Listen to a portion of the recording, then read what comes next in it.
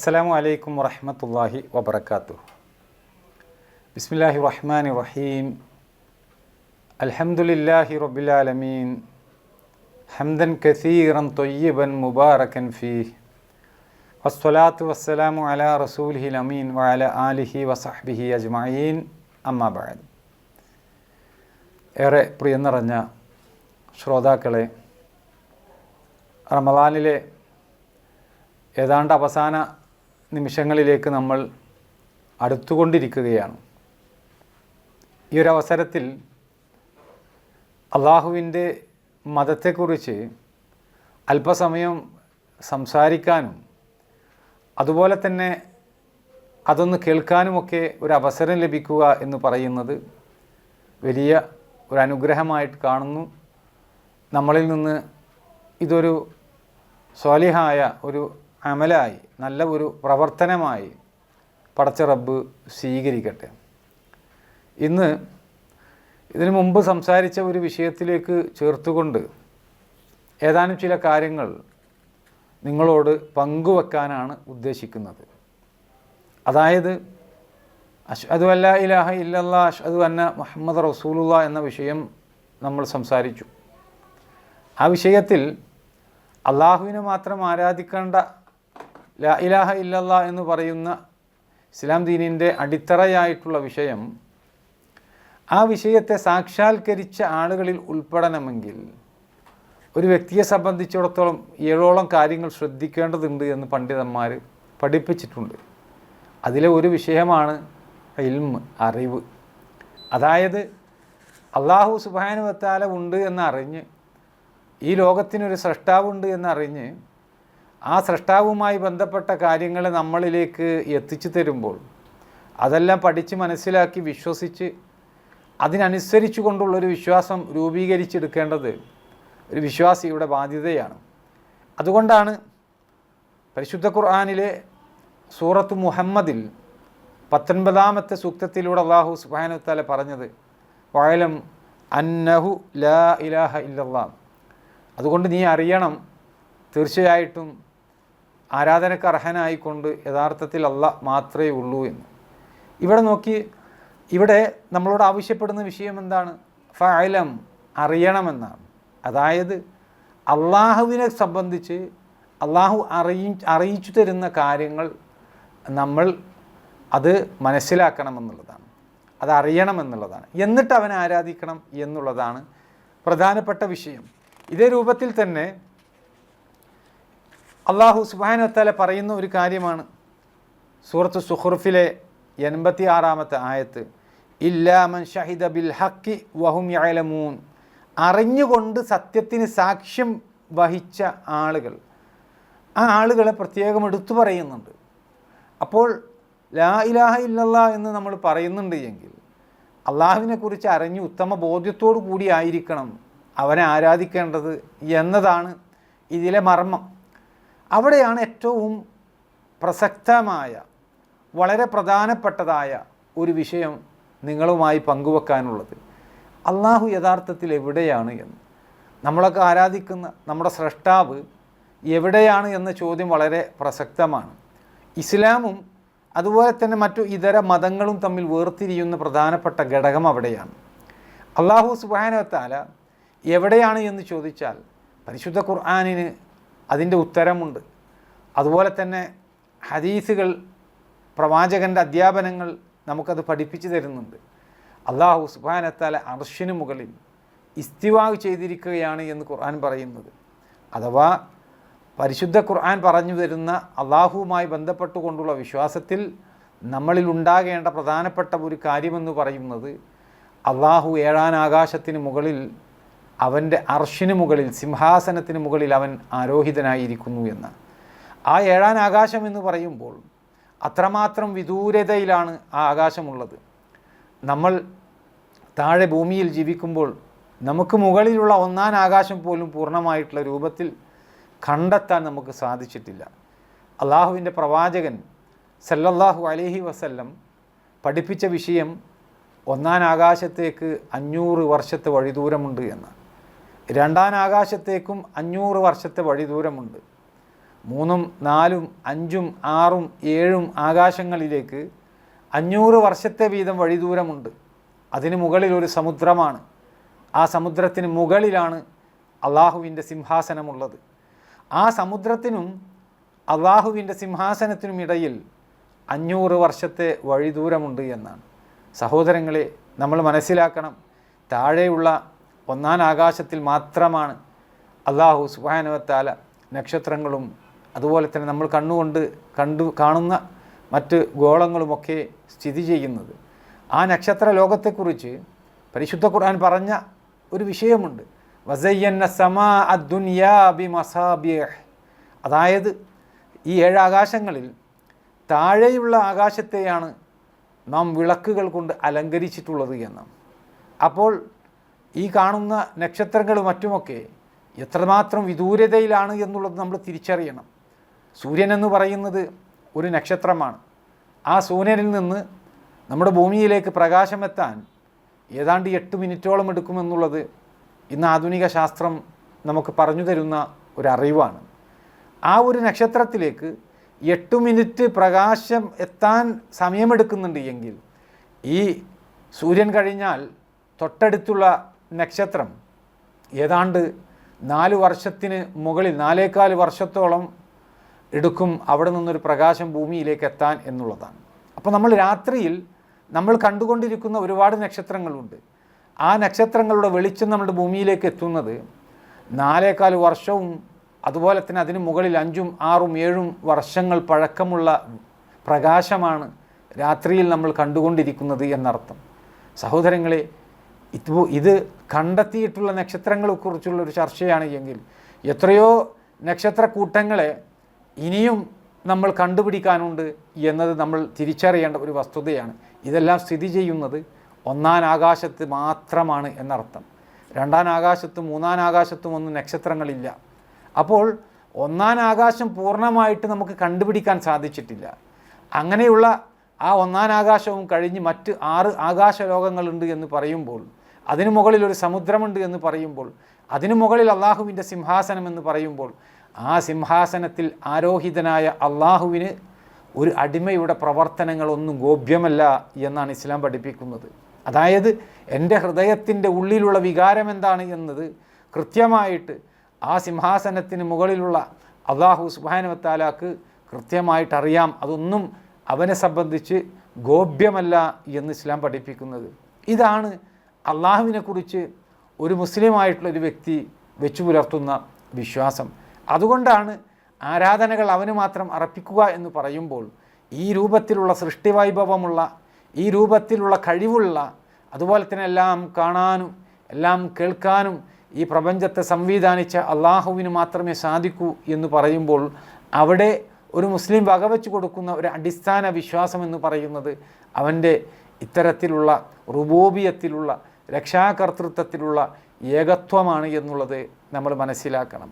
ഇവിടെയാണ് ഒരു സത്യവിശ്വാസിയോ അതേപോലെ തന്നെ സത്യവിശ്വാസി അല്ലാത്ത ഒരു വ്യക്തിയും തമ്മിൽ വേർതിരിയുന്ന പ്രധാനപ്പെട്ട ഘടകം. ഒരിക്കൽ പ്രവാചകൻ്റെ അനുചരനായ മുആവിയ ബിനുൽ ഹിക്കം എന്ന് പറയുന്ന ഒരു സ്വഹാബി, പ്രവാചകൻ്റെ സ്വഹാബിയാണ്, അനുചരനാണ്. അദ്ദേഹത്തിന് ഒരുപാട് ആടുകളുണ്ടായിരുന്നു. ആ ആടുകളെ മേയ്ക്കാൻ ഒരു അടിമ സ്ത്രീയെ ചുമതലപ്പെടുത്തി. അങ്ങനെ അദ്ദേഹം തൻ്റെ ആടുകളെ ഇടക്ക് വന്ന് പരിശോധിക്കുന്ന അവസ്ഥയുണ്ടായി. പരിശോധനയിൽ തൻ്റെ ഏതാനും ആടുകൾ നഷ്ടപ്പെട്ടു പോയിട്ടുണ്ട് എന്ന് തിരിച്ചറിഞ്ഞപ്പോൾ അദ്ദേഹം ദേഷ്യം പിടിച്ചുകൊണ്ട് ആ അടിമ സ്ത്രീയുടെ മുഖത്തേക്ക് ഒരു അടി കൊടുത്തു. പിന്നീട് കുറ്റബോധം തോന്നി. അങ്ങനെ പ്രവാചകൻ്റെ അടുക്കൽ പോയിക്കൊണ്ട് ഈ അനുചരൻ പറഞ്ഞു, എനിക്കൊരു അടിമ സ്ത്രീയെ മോചിപ്പിക്കണം. പക്ഷേ അവിടുന്ന് ആ അടിമ സ്ത്രീ വിശ്വാസിനിയാണോ അല്ലേ എന്നുള്ളത് ഒന്ന് പരിശോധിക്കണമെന്നാണ്. അങ്ങനെ ആ അടിമ സ്ത്രീയെ പ്രവാചകൻ വിളിപ്പിച്ചു. 2 ചോദ്യമാണ് ആ അടിമ സ്ത്രീ സത്യവിശ്വാസിനിയാണോ അല്ലേ എന്നുള്ളത് പരിശോധിക്കാനായി പ്രവാചകൻ ഉപയോഗിച്ചത്. അതിലൊന്നാമത്തെ ചോദ്യം ഐന അല്ലാ എന്നതായിരുന്നു. എവിടെയാണ് അള്ളാഹു എന്നതാണ് ഒന്നാമത്തെ ചോദ്യം. 2ാമത്തെ ചോദ്യം മൻ അന, ഞാൻ ആരാണ് എന്നതാണ്. ഒന്നാമത്തെ ചോദ്യത്തിന് ആ വനിത മറുപടി നൽകി ആകാശത്തിലേക്ക് കൈകൾ ഉയർത്തിക്കൊണ്ട് അള്ളാഹു ഫിസ്സമാ, ഉപരിയിലാണ്, ആകാശത്തിലാണ് എന്ന്. രണ്ടാമത്തെ ചോദ്യം മൻ അന, ഞാൻ ആരാണ് എന്ന്. അൻത റസൂലുള്ള, നിങ്ങൾ അള്ളാഹുവിൻ്റെ പ്രവാചകനാണ് എന്ന് സ്ത്രീ മറുപടി പറഞ്ഞു. ഈ മറുപടി കേട്ട ഉടനെ പ്രവാചകൻ സല്ലല്ലാഹു അലൈഹി വസല്ലമ പറഞ്ഞത് അവൾ സത്യവിശ്വാസിനിയാണ്, അവളെ മോചിപ്പിക്കുക എന്നതാണ്. നമ്മൾ ആലോചിച്ച് നോക്കൂ, ഈ ഒരു വിശ്വാസം അടിസ്ഥാനപരമായിട്ട് അള്ളാഹു എവിടെയെന്ന് ചോദിച്ചാൽ, നമ്മുടെ സൃഷ്ടാവ് എവിടെയെന്ന് ചോദിച്ചാൽ, ഈ പ്രപഞ്ചത്തെ മുഴുവൻ സൃഷ്ടിച്ചിട്ടുള്ള ആ സൃഷ്ടാവ് ഒരിക്കലും പ്രപഞ്ചത്തിൻ്റെ അകത്തിരിക്കേണ്ടവനല്ല, പ്രപഞ്ചാതീതനായിരിക്കും എന്നുള്ളതാണ് ഇസ്ലാമിൻ്റെ കാഴ്ചപ്പാട്. നമുക്ക് തന്നെ അറിയാം, നമ്മളൊരു ക്ലോക്ക് സംവിധാനിച്ചു, ഒരു ക്ലോക്ക് ഉണ്ടാക്കി. ആരാണ് ഈ ക്ലോക്ക് നിർമ്മിച്ചത് എന്ന് ചോദിച്ചാൽ ഇന്ന വ്യക്തിയാണ് എന്ന് നമ്മൾ പറയും. എന്നാൽ ആ നിർമ്മാതാവ്, ആ ക്ലോക്കിനെ നിർമ്മിച്ചവൻ ആ ക്ലോക്കിൻ്റെ അകത്ത് പോയി ഇരിക്കേണ്ട ആവശ്യമില്ല. തീർച്ചയായിട്ടും ക്ലോക്ക് നിർമ്മിച്ച നിർമ്മാതാവ് ആ ക്ലോക്കിന് പുറത്തായിരിക്കും ഉണ്ടാവുക. അതുകൊണ്ട് തന്നെ ആ ക്ലോക്കിൻ്റെ നടത്തിപ്പും മറ്റുമൊക്കെ ആയിക്കൊണ്ടുള്ള മുഴുവൻ വിഷയങ്ങളും അറിവും ആ ക്ലോക്ക് നിർമ്മിച്ച നിർമ്മാതാവിന് കൃത്യമായിട്ടറിയാം. 12:10 അലാറം സെറ്റ് ചെയ്തിട്ടുണ്ട് എങ്കിൽ 12:10 ആകുമ്പോൾ സൂചി അവിടേക്ക് എത്തിയാൽ അത് ബെല്ലടിക്കും, അതല്ലെങ്കിൽ അലാറം അടിക്കും എന്നത് അത് നിർമ്മിച്ച ഒരു വ്യക്തിക്ക് അറിയാൻ സാധിക്കും എന്നുള്ളത്, ഇതൊക്കെ വളരെ ലളിതമായിട്ടുള്ള ഒരു അറിവാണ് എങ്കിൽ ഈ പ്രപഞ്ചത്തെ മുഴുവൻ സൃഷ്ടിച്ച നമ്മുടെ സൃഷ്ടാവ് പ്രപഞ്ചത്തിൻ്റെ ഉള്ളിലല്ല, പ്രപഞ്ചത്തിന് പുറത്ത് പ്രപഞ്ചാതീതനാണ്. പ്രപഞ്ചത്തിൻ്റെ ഓരോ തുടിപ്പും കൃത്യമായിട്ട് നേരിട്ട് അറിയുന്നവനാണ് എന്നത് മനസ്സിലാക്കാൻ നമ്മളെ സംബന്ധിച്ച് അത്ര വലിയ പ്രയാസമുള്ള ഒരു കാര്യമാവുകയില്ല എന്ന് നമ്മൾ തിരിച്ചറിയേണ്ടതുണ്ട്. ഇവിടെയാണ് പരിശുദ്ധ ഖുർആൻ പരിചയപ്പെടുത്തുന്ന, ഇസ്ലാം നമ്മളുടെ മുമ്പിൽ പരിചയപ്പെടുത്തുന്ന ലോക സൃഷ്ടാവുമായി ബന്ധപ്പെട്ടുകൊണ്ടുള്ള അറിവിൻ്റെ പ്രധാനപ്പെട്ട ഭാഗം നിലനിൽക്കുന്നത് എന്ന് നമ്മൾ തിരിച്ചറിയണം. നമ്മൾ ദൈവത്തെക്കുറിച്ച് പറയുമ്പോൾ ദൈവം എല്ലാ സ്ഥലത്തും സർവ്വവ്യാപിയാണ് എന്ന് പറയുന്ന ഒരു വിശ്വാസം യഥാർത്ഥത്തിൽ ഇസ്ലാം മുന്നോട്ട് വെക്കുന്നില്ല. അതിൻ്റെ ആശയം ഇതാണ്. നേരെ മറിച്ച് പരിശുദ്ധ ഖുർആനിൽ നിരവധി സ്ഥലങ്ങളിൽ, അതുപോലെ തന്നെ പ്രവാചകൻ്റെ അധ്യാപനങ്ങളിൽ നിരവധി സ്ഥലങ്ങളിൽ അള്ളാഹു ഉപരിയിലാണ് എന്ന വിശ്വാസത്തെ ദൃഢപ്പെടുത്തുന്ന രൂപത്തിൽ ഒരു മുസ്ലിമിനോട് പ്രഖ്യാപിക്കാൻ ആവശ്യപ്പെടുന്നുണ്ട്. പരിശുദ്ധ ഖുർആൻ ഒരു സ്ഥലത്ത് പറഞ്ഞു, അമിൻ തുമ്മൻ ഫിസ്സമാ ഐ ഹസിഫ ബിക്കുമുൽ അർ ഫഹിദാഹിയ തമൂർ. ആകാശത്തുള്ളവനെ കുറിച്ച് നിങ്ങൾ നിർഭയനാണോ, അവൻ നിങ്ങളെ ഭൂമിയിൽ ആഴ്ത്തിക്കളയുമെന്നുള്ളതിനെക്കുറിച്ച് എന്നാണ്. അതായത് ആകാശത്തുള്ളവൻ എന്നാണ്, മൻഫിസ്സമാ എന്നാണ് അള്ളാഹുവിനെ പരിചയപ്പെടുത്തിക്കൊണ്ട് പരിശുദ്ധ ഖുർആൻ സംസാരിച്ചത്. ഒരാൾ നമസ്കരിക്കുമ്പോൾ സുജൂദിലേക്ക് പോയി കഴിഞ്ഞാൽ അവിടെ സുബ്ഹാന റബ്ബിയൽ അഅ്ല എന്നാണ് പറയുക. ഉന്നതിയിലുള്ള അഅ്ല, ഔന്നത്യമാണ്, അള്ളാഹുവിൻ്റെ ഉലുവാണ്. ആ ഔന്നത്യമുള്ള ഉന്നതിയിലുള്ള അള്ളാഹുവിനാണ്, അവനെയാണ് സർവ്വ സ്തുതിയുമെന്ന്, അവനെത്രയോ പരിശുദ്ധനാണ് എന്ന് ഒരാൾ നമസ്കരിക്കുമ്പോൾ പറയുന്നത്. അതായത് ഉന്നതിയിലുള്ള അള്ളാഹുവിൻ്റെ പരിശുദ്ധിയെ വാഴ്ത്തുകയാണ് യഥാർത്ഥത്തിൽ ഒരു മുസ്ലിം നമസ്കരിക്കുമ്പോൾ സുജൂദിലേക്ക് പോയാൽ ചെയ്യുന്നത് എന്നർത്ഥം. അവിടെയൊക്കെ നമ്മുടെ വിശ്വാസത്തെ ബന്ധപ്പെടുത്തുന്നത് കാണാൻ സാധിക്കും. അതായത് അള്ളാഹു ഉപരിയിലാണ് എന്നുള്ള ഒരു വിശ്വാസത്തെ നമ്മളുടെ അമലുകളിലേക്ക് ബന്ധപ്പെടുത്തിക്കൊണ്ടാണ് അവിടെ അള്ളാഹു സുബ്ഹാനഹു വ തആല നമസ്കാരം പോലെയുള്ള നിയമങ്ങൾ, അനുഷ്ഠാനങ്ങൾ അത് നിയമമാക്കിയിട്ടുള്ളത് എന്ന് നമ്മൾ തിരിച്ചറിയണം.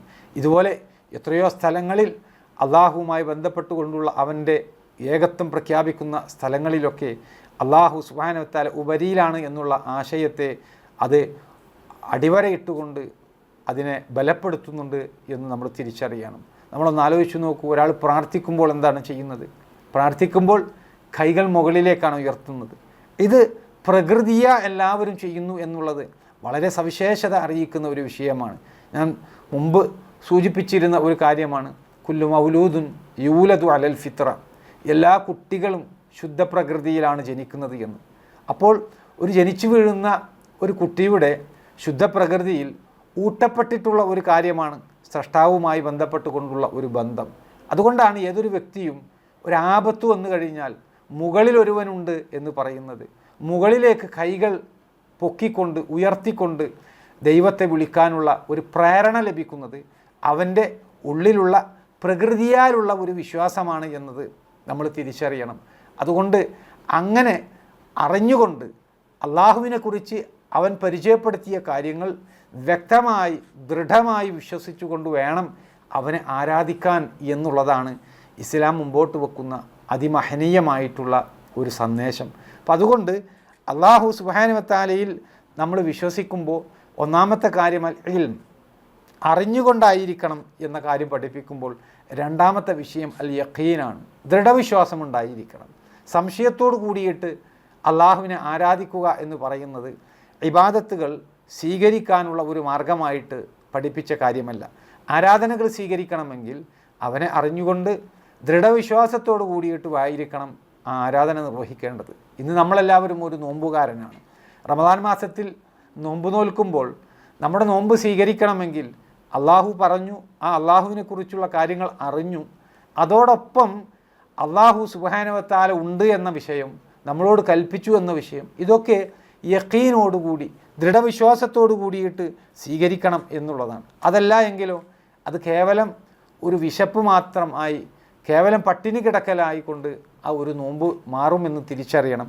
അള്ളാഹു പറയുന്നുണ്ട് സൂറത്ത് ഹുജുറാത്തിലെ 15-ാമത്തെ ആയത്ത്, ഇന്നമൽ മുഅ്മിനൂന അല്ലദീന ആമനൂ ബില്ലാഹി വറസൂലിഹി സുമ്മ ലം യർതാബു വജാഹദൂ ബിഅംവാലിഹിം വഅൻഫുസിഹിം ഫീ സബീലില്ലാഹി ഉലൈക ഹുമുസ് സാദിഖൂൻ.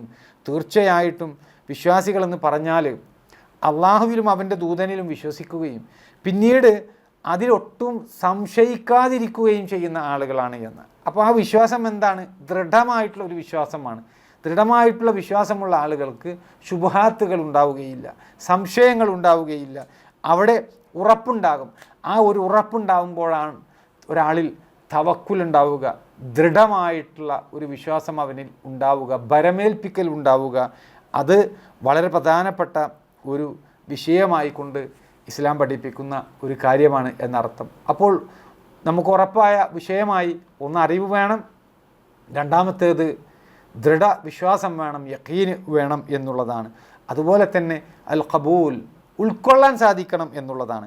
ലാ ഇലാഹ ഇല്ലല്ലാ എന്ന് പറയുന്ന വിഷയങ്ങൾ, അള്ളാഹുവിനെ മാത്രം ആരാധിക്കണം എന്ന് പറയുന്ന വിഷയങ്ങൾ, അത് ഉൾക്കൊള്ളുന്ന മുഴുവൻ ആശയങ്ങളെയും ഉൾക്കൊള്ളാൻ ഒരു സത്യവിശ്വാസിയെ സംബന്ധിച്ചിടത്തോളം സാധിക്കണം. അതിനെ അവൻ അംഗീകരിക്കണം എന്നുള്ളതാണ്.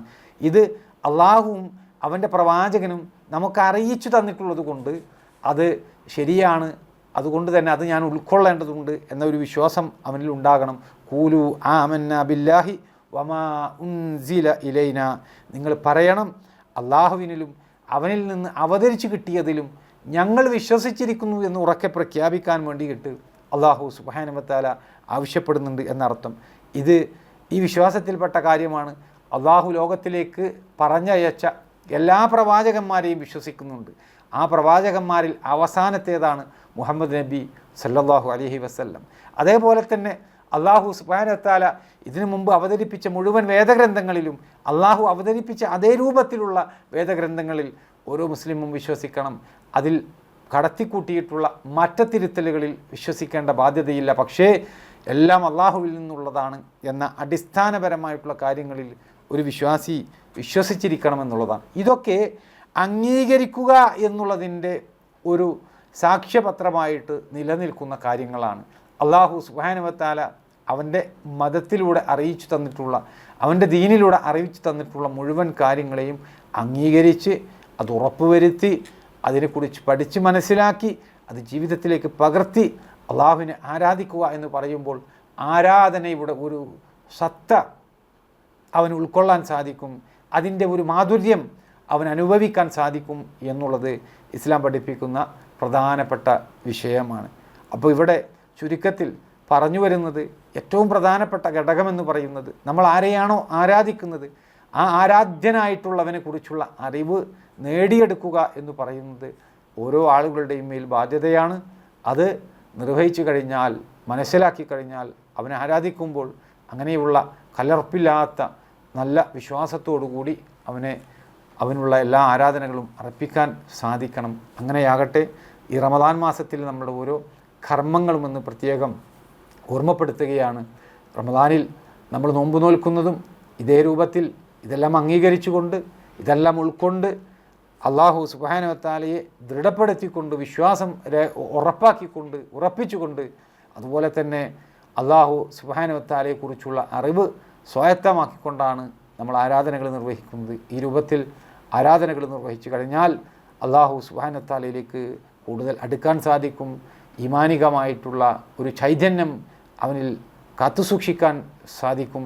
അങ്ങനെ ഈമാനികമായിട്ടുള്ള ഒരു മാധുര്യം അനുഭവിക്കുന്ന, അതിൻ്റെ ഐശ്വര്യം കാത്തു സൂക്ഷിക്കാൻ കഴിയുന്ന സൗഭാഗ്യവാന്മാരായ ആളുകളുടെ കൂട്ടത്തിൽ നമ്മേവരെയും അള്ളാഹു സുബ്ഹാനഹു വ തആല ഉൾപ്പെടുത്തി അനുഗ്രഹിക്കട്ടെ.